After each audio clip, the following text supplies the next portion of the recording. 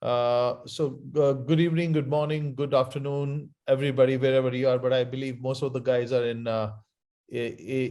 west of Asia, which is India and subcontinent and Middle East. So it will be good afternoon at most of the places. So let me introduce everyone here. So with me, I have Krishna Raj, who is a vice president and a co-founder of Logisci, a company which is into logistics solutions, and he's a veteran in that area, and they started this company around a couple of years ago. And on the other side with me, I have Sanjay, who is into media industry, very well-renowned name in the IT ICT industry, as far as the IT news and IT happenings go on day-to-day basis. So Sanjay brings with him a wealth of more than 20 plus years in IT ICT industry in India as well as outside India, with connections all across the world. So I welcome Sanjay and Krishna. About me, I'll be a little brief. I'm a founder and a CEO of ICT Circle, which is a B2B platform, and I come with a background of IT ICT for last 25 years plus. So this is about us. So now a little bit about the concept, like what does this ho-ho concept stands for? So it was something we coined out a term like ho-ho means head office, home office, or home office, head office, whichever way you can put it, because the alphabets are very common, ho-ho. So it's a kind of a pronunciation of enjoyment also, ho-ho, hey, hey, haha. So it becomes very easy to grasp the whole thing. At the same time, it gives a very current affair about what is happening around the world. People are working from home, and their head office has become their home office, and their home office has become their head office. So either way, whichever way you want to put it. So today's conversation, we are revolving around this subject, and we'll be talking about certain areas that how it's reflecting us today and how it will be affecting us in the future. So to start with, maybe I can ask a simple question. Where are you guys at the moment? I mean, I'm asking this to Sanjay and Krishna particularly. Hi, good afternoon. As you said, good morning, good afternoon, good evening, depending on where you are from. So mostly good afternoon, I'll say, since we, represent a region which is now experiencing afternoon. All right, thank you very much, Abhi, for introducing both of us. As you said that I'm there in the industry, media industry for quite a long time, almost like 2 decades. And having experience of multiple regions, Middle East, India, US, and Asia Pacific. Well, a valid question you are putting out straight away when you are asking where I am. I don't think it is very relevant to ask me about this question. My address, I can say, is sanjay@accentinfomedia.com, where I'm residing. Or you can catch me on my LinkedIn.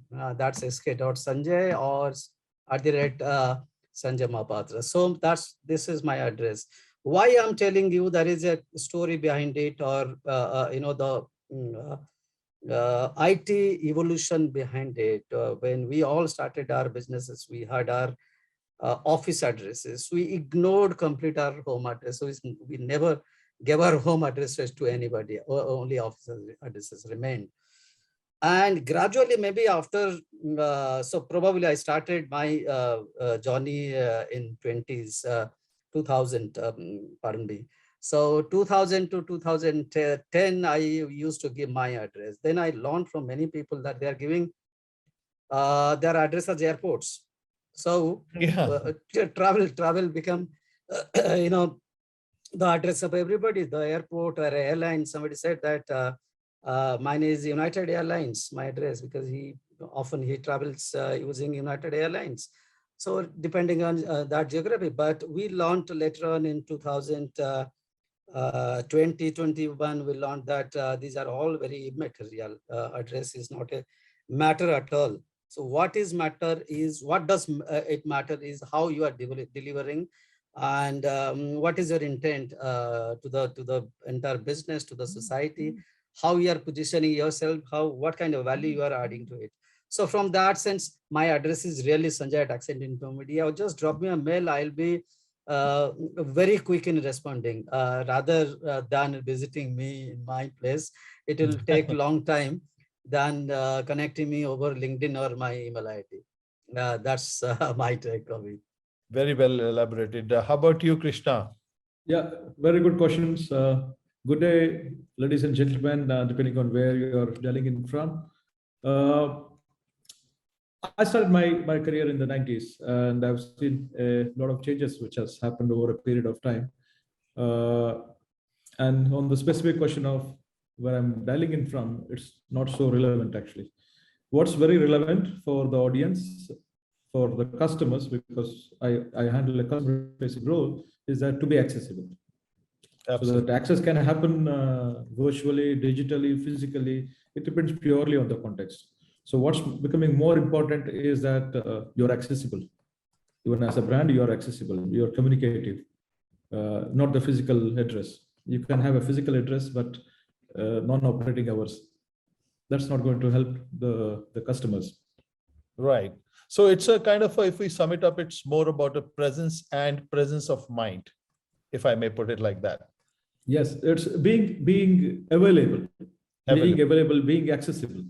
Absolutely, absolutely. That's a very, very nice kind of elaboration about the thing, because addresses, physical addresses, and your location doesn't matter. I mean, I remember real estate industry normally talks about location, location, location, but I think now it's a question of availability, availability, availability. If you're available, your location doesn't matter. So Yeah. that's a very good elaboration. So how are your thoughts about dress code, Krishna? If I look at online kind of meetings and presence, what we talk about here, how much weightage you give to dress code? Well, now I think we have a pretty interesting mix of the panel here. There is somebody who's in a checker shirt, I'm wearing a blazer, and there's somebody else in casuals. And I think it all depends on the context. It all depends on the context. It depends on the audience. I'm here actually for the record. I'm in Dubai. I'm dialing in from my workplace, but I have a meeting just after this. So I'm dressed for that particular occasion. And if it is not required for that occasion, we don't do that. So there's no hard and fast rule, but it's very important for us to be mindful and conscious about the context. Who we are meeting, does the other party expects us to be informal. It's also to show a level of seriousness. It's purely contextual. It's purely contextual. Nice perspective. I think it makes sense, because it's like occasion appropriate dressing, I would say, in one word, in one sentence. So how about you, Sanjay? What do you think? What are your thoughts about this? This is a very subjective question, depending on which industry, who is representing, depending on that. But by and large, if you are looking, or if you are giving a context of virtual meeting or a virtual platform, more than meeting here, we are meeting people on a virtual mode. We are creating a perception. So the way we, the way the talks are happening around the metaverse, it is a mini metaverse, I can say. Why it is a mini metaverse? Because physically, I'm not meeting you. You are looking, or you are talking to a perception only. You are talking to an image only. You are talking to a video only. So here I can say one needs to be smart, casually, although dress should be casual or formal, doesn't matter, but yeah, it has to be very smart as far as looks is concerned, so that you can create a perception. And this perception leads to everything. If somebody looks at you and says, creates a perception that this person is dependable, this person is trustworthy, then the business goes on, since we are not talking to each other, so since we are not meeting each other. I can give you one of my experiences. I was in I think Vegas. A guy from Abu Dhabi traveled with me in a same flight to Vegas. Okay. He was in shorts and a blazer on top, and he was running all the way in all the airports. So we went from Abu Dhabi to to UK. Then from UK, we went to Vegas. So he was there all the time, but I was not able to recognize him. I was just ignoring him, but because of his funny dress, he was being noticed. So I entered the hall on that day. That was one of the very large OEMs conference. What I'm seeing that guy is coming to the front and giving presentation with the same dress. Oh, Can you imagine? Yes. So my perception of that person of nothing became very, very relevant. And he happened to be a CEO of a large company out of Middle East. I mean, I don't remember his name of the company, but he is, by the way, the Western person. But so he doesn't care about his dress. So he cares about what he is delivering on the stage. But here it is different. Here you have to create a perception. The dress code really matters, but doesn't mean that you need to always be in black tie or suit. It has to be smart enough so that the perception can be created. I agree. I agree.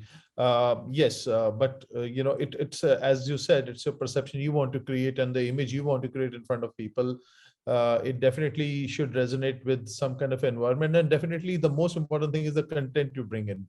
The whole point is here to the value creation. That if you bring value, people don't look at all those things. But yes, it has to be appropriate in certain aspect. At least maybe a jeans and a trouser or a shirt or something, a decent looking something. Because half of your torso is only visible, not the full torso. So nobody can guess what personality are you. So that's the reason. With the half of your torso, you have to give your best as far as looks is concerned. Obviously, content matters a lot. Content, of course, gives you that 100% of mark within the perception or the impression list. But on that point, Avinash, you talked about this word called decent. Yeah. So the decent is very, again, it's very subjective. What is decent for me is maybe indecent for somebody else. What is considered as decent for somebody can be very indecent for somebody else. So again, it depends on possibly the worldview of the person, the culture, and many other things. But I would only say that we just have to be mindful about the person who we are interacting. We have to be respectable so that we do not cause undue distractions in the interactions. Absolutely.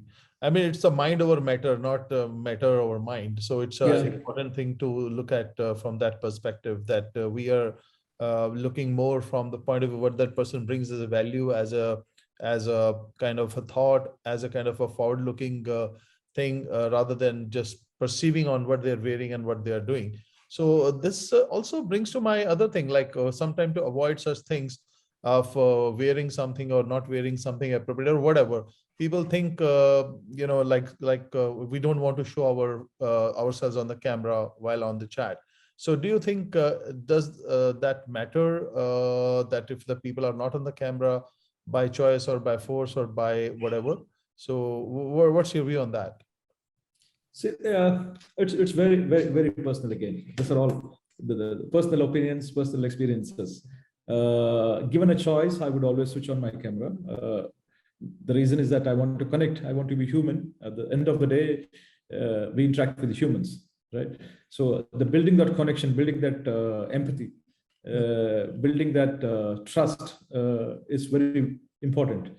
So we have 5 senses, when you are able to see somebody talk here, right? You get the connections. So personally, I prefer to switch on the camera, but it's very respectable that somebody wishes to not to switch on camera. That's absolutely their right to privacy. But for me, I myself would prefer to switch on the camera. I just feel that it builds a better connection, better emotional connection.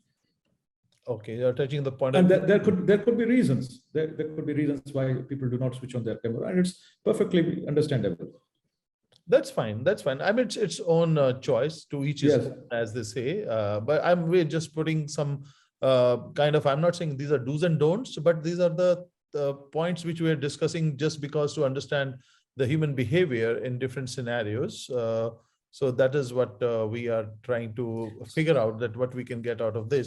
So for the convenience and one more thing is that when someone is in a discussion, there are always verbal cues and there are non-verbal cues.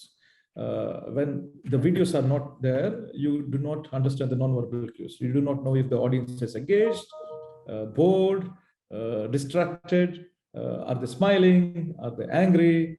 There's no eye contact. So this is one of the reasons I feel very connected when the videos are on. There is visual contact. It's like a body language, what we are talking here now. So great. So for the convenience and for the, to, as we said, to each his own, people can choose what they want, but it is always up to them to choose if they want to be on or off camera. So just, I wanted to give wanted to highlight one point over here, is that we are going to have a short survey in our discussion, which will be conducted. So Avi, before that, just let me tell you about this camera. This is a very important questions. Okay. From my experience, I tell you, I have been doing virtual events for a long time, ever since the pandemic started in 2020, August probably.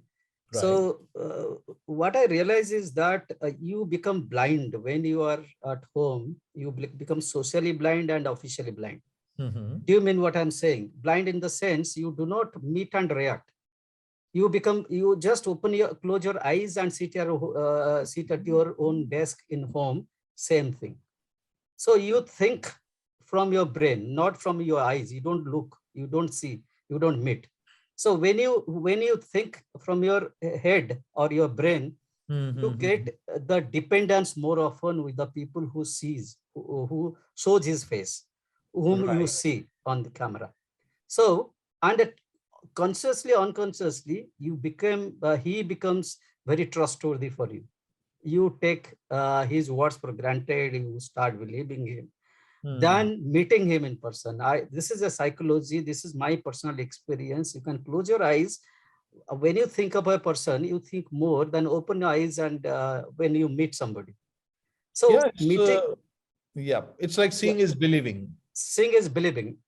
No, that's a different thing. So when in this context or in this scenario, I'm telling you, when you sitting and working in virtual environment on on virtual platform, whether it is Zoom or Google Meets or some other platforms. So when you see people, suppose I'm seeing Avi or Krishna, now I start immediately believing you, I immediately trusting you, which may not have happened had I met you earlier, or had I met you, or if I meet you now on a physical circumstances, I may not depend on you immediately. So from that perspective, I think switching on the camera and creating that aura is very, very important.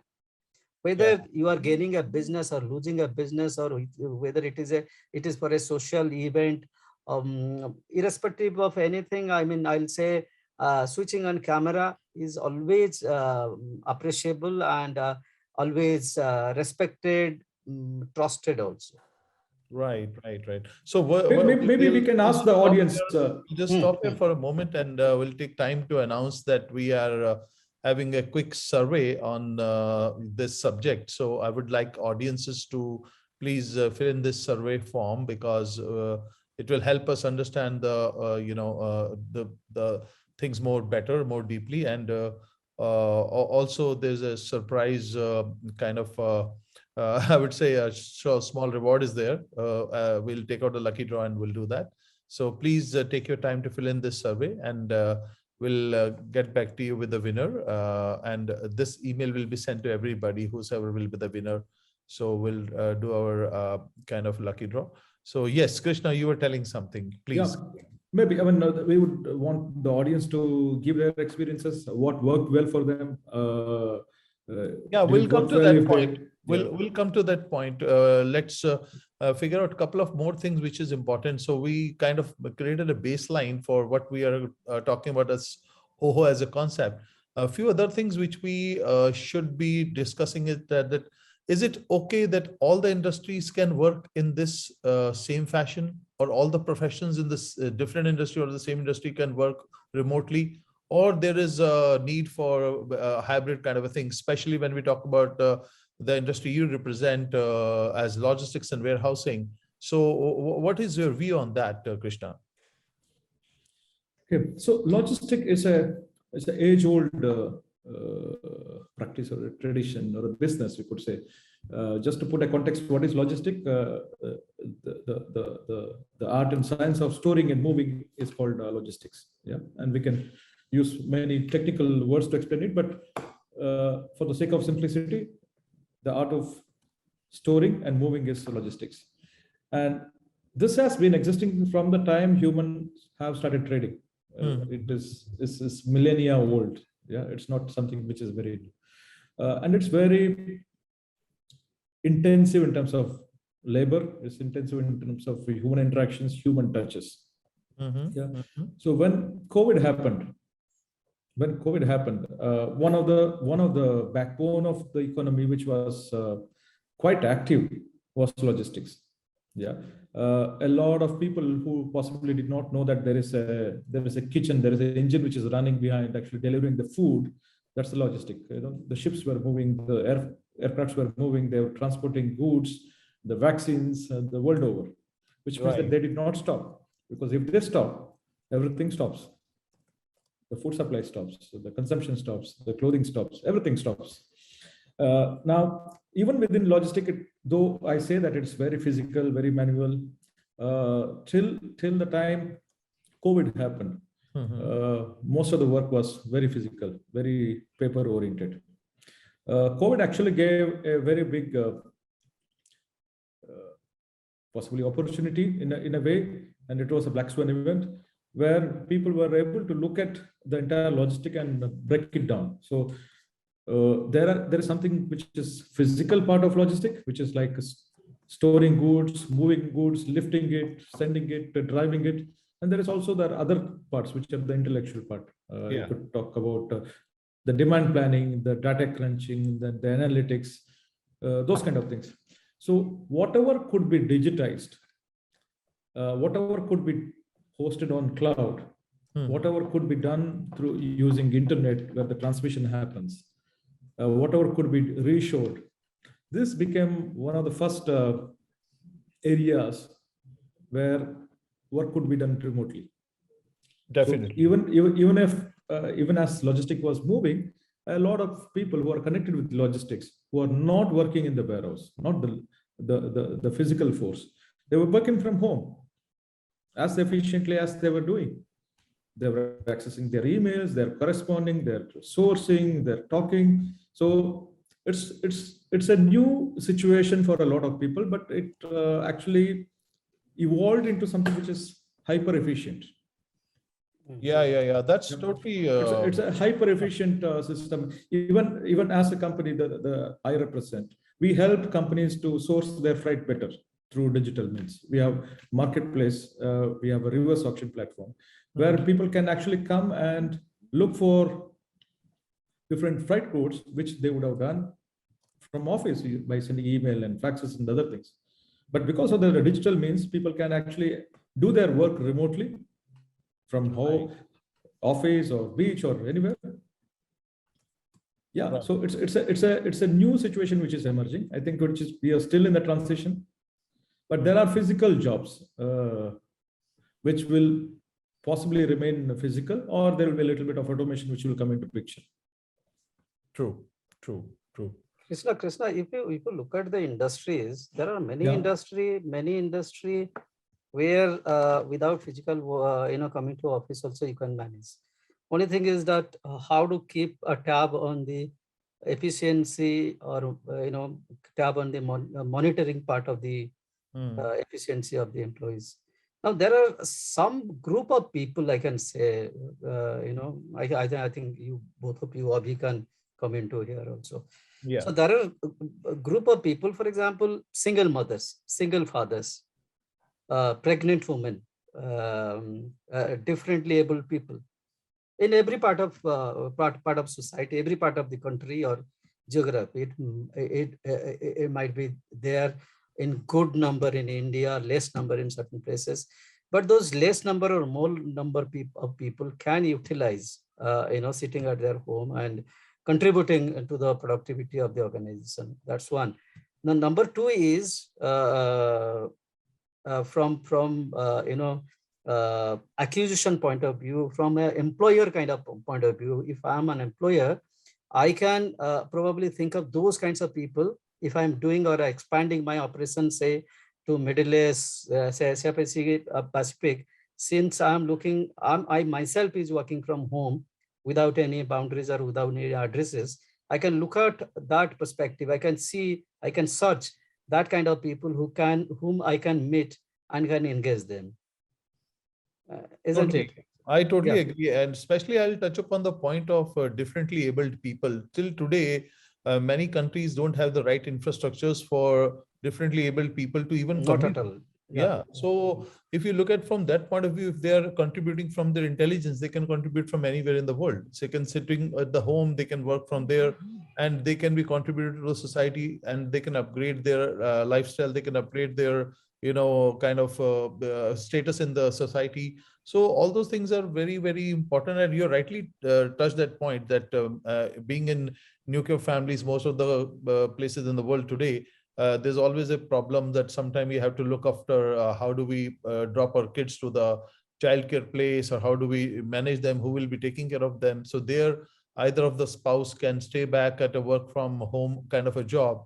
It's not necessarily that female has to stay back. It can be men also. I mean, it's not, we are talking in a very gender neutral way here. We are not talking about only mothers or females. It's an opportunity for everybody. So, it depends how they balance it out. But yes, I believe that a certain section of society, or it can be on and off. Once they feel that, okay, I'm good to go, or maybe I can do it jointly, it's perfectly fine.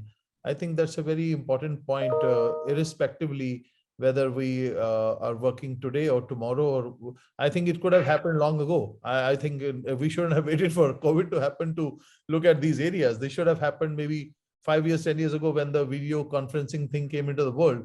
This should have encouraged to work people from home, especially when they're having these kind of situations or challenges.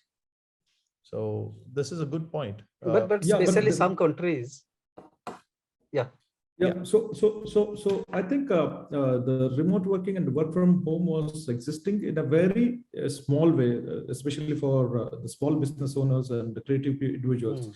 But what actually happened during COVID, it kind of got institutionalized, because work from home, one of the things is that you need to have access to internet and cloud, right? It also presents some of the challenges from IT point of view. Yeah, the infrastructure point of view, cybersecurity and other. Yeah. Absolutely. I think I think Krishna, that has been addressed. Those needs to allow their team to work remotely. Yeah, that has been addressed, Krishna. Go ahead, please. So that's the way it is. I mean, I think we should open the floor to our audience if they have any questions or if they have any thoughts to share with us. So it would be great to know that their view. Yeah, hi Nikit. Yeah, that's my sister name. Yeah. Hello, sir. Yeah, Hello. hi. Yeah, Hi. actually, as Krishna Raj sir said, Karke Logistics was not facing issue. Actually, I was working for the logistic company. So the PODs which the driver used to collect, it was very hard for us to recognize the products are delivered or not. Okay. Which was the main issue we were facing while working from home. We can't chase the drivers back to back to calling for the PODs. They are also not using the WhatsApp to send the image to us that it's acknowledged. So any suggestions for that? Can you just provide? Yeah, so there, I mean, maybe I can connect with you one-to-one, because this is more to understand how effective has been the concept of home office, head office. Yeah. So there are areas in logistics specifically, right? As we said, logistics is very human oriented, and there are various touch points, which are there, and some of the touch points can be digitized. using technology. Some of the touch points, it's, I think, still work in progress. Okay. It's still very work in progress. Right. Some of the places, we take the ID of the recipient and it gets scanned. Some of the places we drop the boxes at the doorstep and we take a signature from somebody. Some of the places it's still work in progress. Yeah. So we have not reached the stage which is absolutely ideal. Yeah, absolutely ideal. It's a work in progress. And some of the companies have actually done leapfrogging. Some of the companies are still evolving. So to give you the answer, I do not have a single silver bullet to tell you that this is the way it works. There are technologies which are existing in various parts. Okay. It's only the question of how everything is put together. Right. Okay, sir. Thank you so much. Yeah. Absolutely. And I appreciate your question. Thank you so much. Thanks for asking that. Sir. Thank you so much. Anybody else has any question related to, I mean, it can be industry related, it can be socially related, it can be on any point. We are having a very candid discussion here. There's no agenda. The whole point here is to understand how the experience also, they can share their experiences also, the challenges they're facing. I know that anywhere in this part of the world, we do not have houses which are made for home office or, office from your home. Right. You are, I have seen, I know people, large organization. I don't know whether you are aware of Gartner kind of organization, IDC kind of organizations. During this time, during this pandemic, they were working from their kitchens. Ladies were working from their kitchens because they were one side, they will be doing some, daily job in kitchen at the same time. They'll be working for their offices. So we do not have that facility or that privilege, we do not have, but we have, as human, we have shown a lot of resilience, and we have shown that how we can counter all these things. So anybody having any experience? Right. Yeah, in fact, I would like to take this opportunity again to request everyone to please fill in the survey, because it will be helpful for all of us. It's because the results are going to be shared with everyone, and it will help everybody know what exactly is the different data points which are important today and how the society is behaving or reacting on that. So if someone has not filled in the survey, it would be great if you can contribute to our effort. And we are doing this purely as understanding of the society. There's nothing behind it. We are all from different companies. We thought, why not we bring up this subject and talk it about and see now, since the world is opening to various new possibilities. So what are the thoughts? Still the people are looking to go back to office, or they're jammed in with their behavior on working from home, or for certain professions, they feel it should be always working from home. And in certain professions, they can do hybrid, and based on various cities, locations, genders, technologies. So the whole idea is to understand the psyche behind the whole thing, the human behavior about the whole subject. So that will be very helpful for us to understand.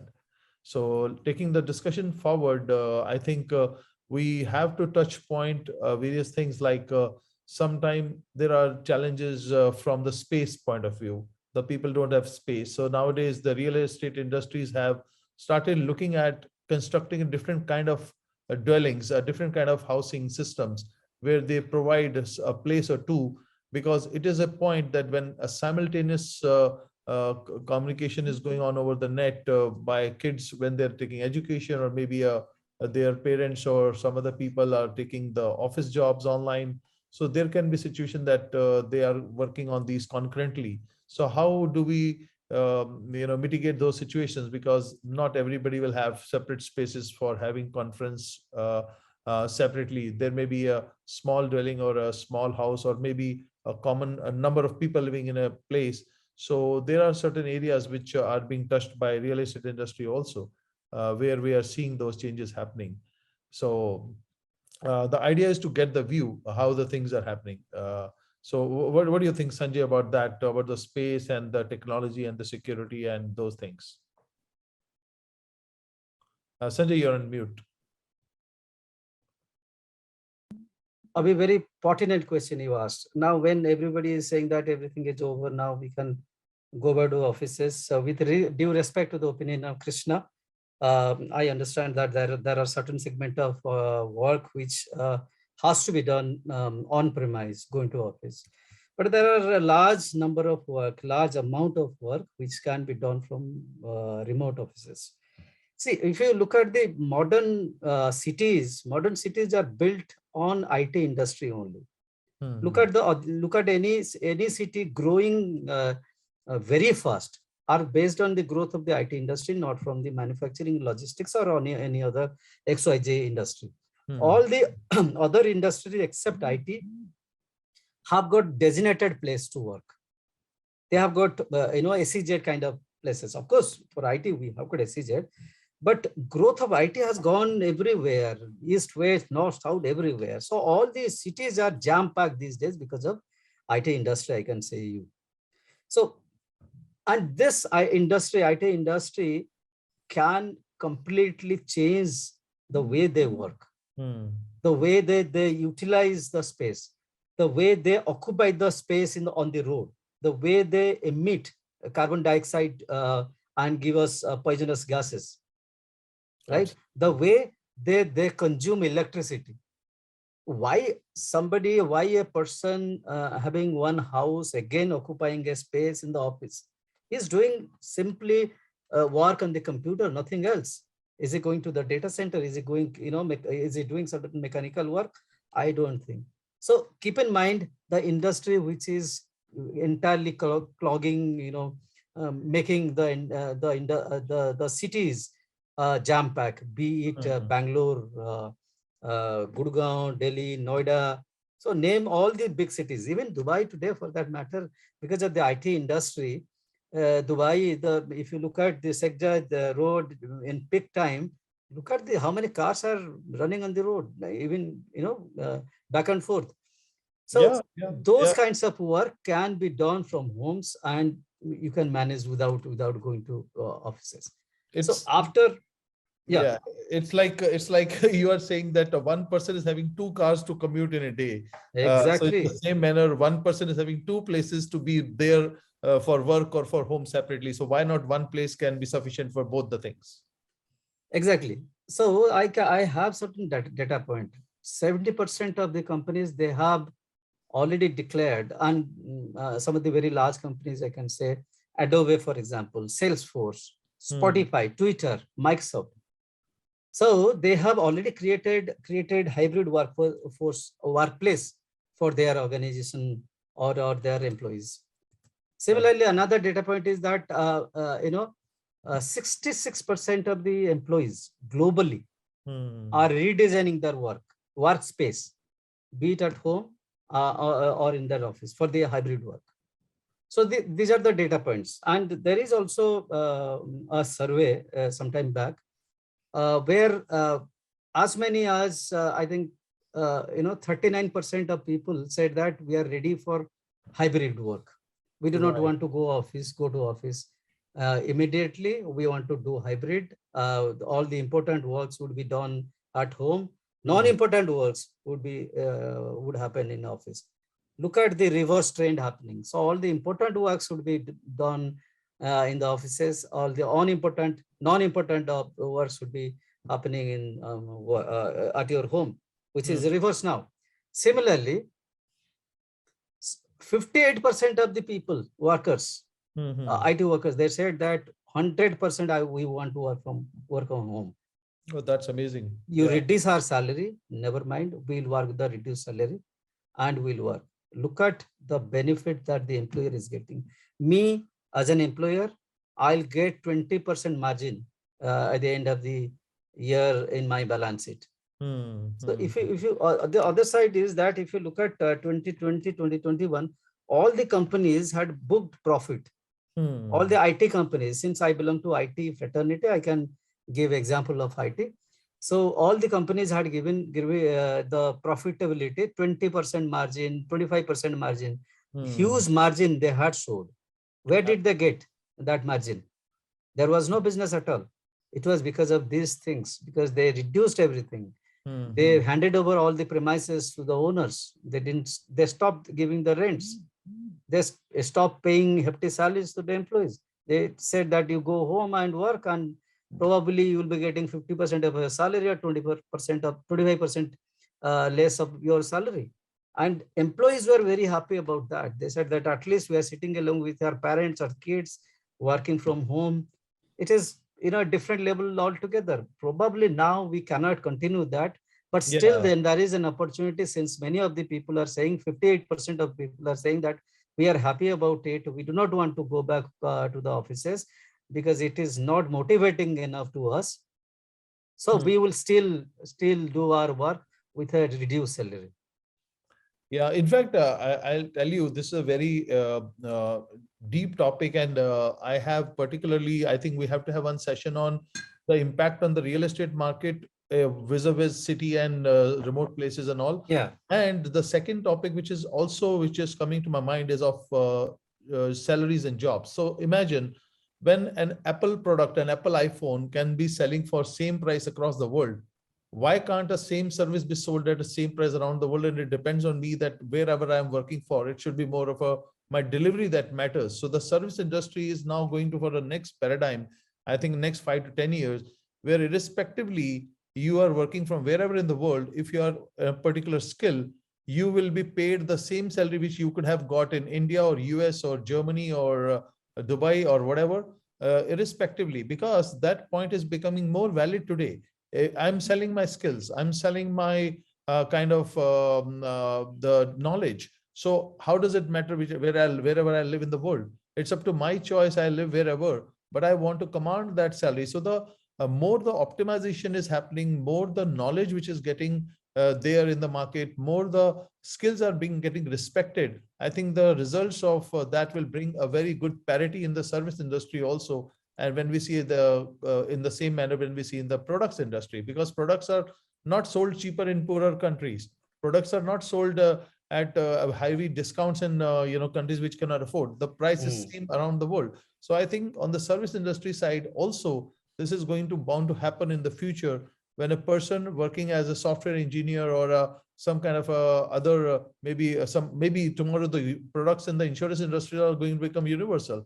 Why should I buy a health insurance only for my region, only for my country? I am buying a health insurance for around the world. I am a traveler and I want to buy a single health plan, and the same health plan should be working for me in any country I go. I'm ready to pay for that. So in the same manner, I should be paid the same amount of salary which I should command in whichever country I live. So I think this is a deep subject which is going to take shape in the times to come, when people are going to touch upon the service industry salaries also. So I think we'll be touching upon these things in our future sessions, which we'll be conducting over the period of time. So Avinash, on that point for the real estate, so back in 2020 March, just as COVID was becoming more and more rampant and the borders were closing, and me and some friends of mine who were involved with the academics, we were writing a white paper. We did not publish it for some reasons, but we were writing this white paper. And one of the things which we said, that what will happen if the COVID continues like this? And there are some of the points which we still go back and check whether our hypothesis and our assumptions were correct. And one of the things which we wrote was there could be less stress on CBDs, the central business districts. Absolutely. There could be demand for larger houses. There could be demand for spaces to work in remote areas. And we have seen this happening. There are large software companies elsewhere in the world. They moved their headquarters from Palo Alto, moved back to smaller places. Yeah, right.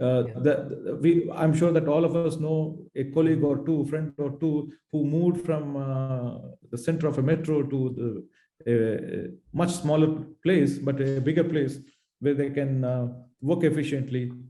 So this is happening. So there are two levels, at a macro level and at a micro level. For sure. So I think I would like to thank all the audiences and Krishna and Sanjay for your time today. In fact, I would like to announce that we might be coming out with another session on similar things. I'm just calling it as global. I mean, globally local. So you're a global citizen, but at the same time, you're locally present. So you are everywhere.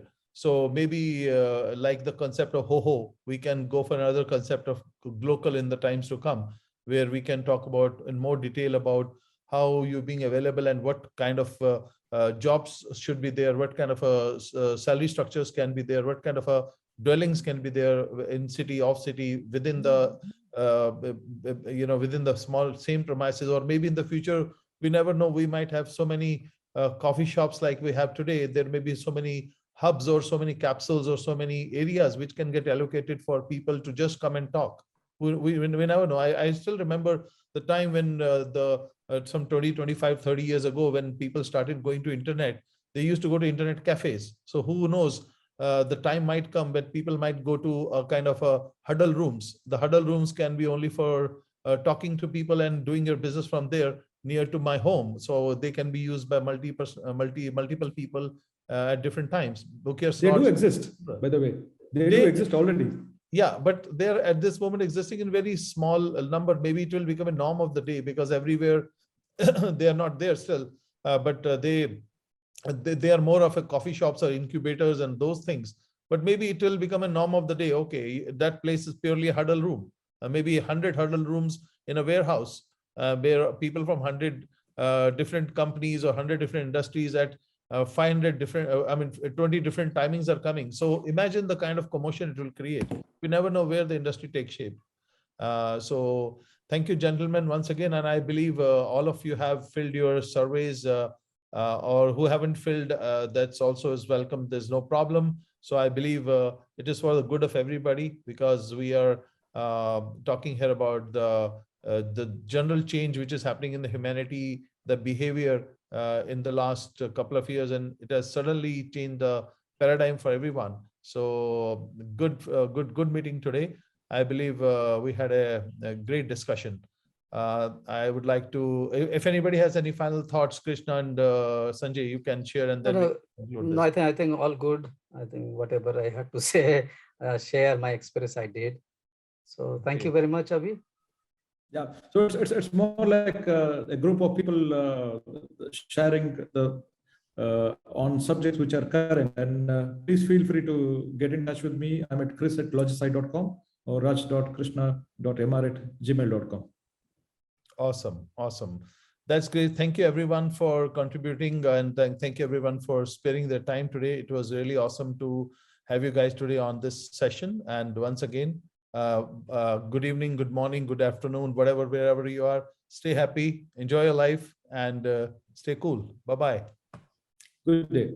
Good day to all Bye. of you. Thank you. Bye everyone. Bye-bye.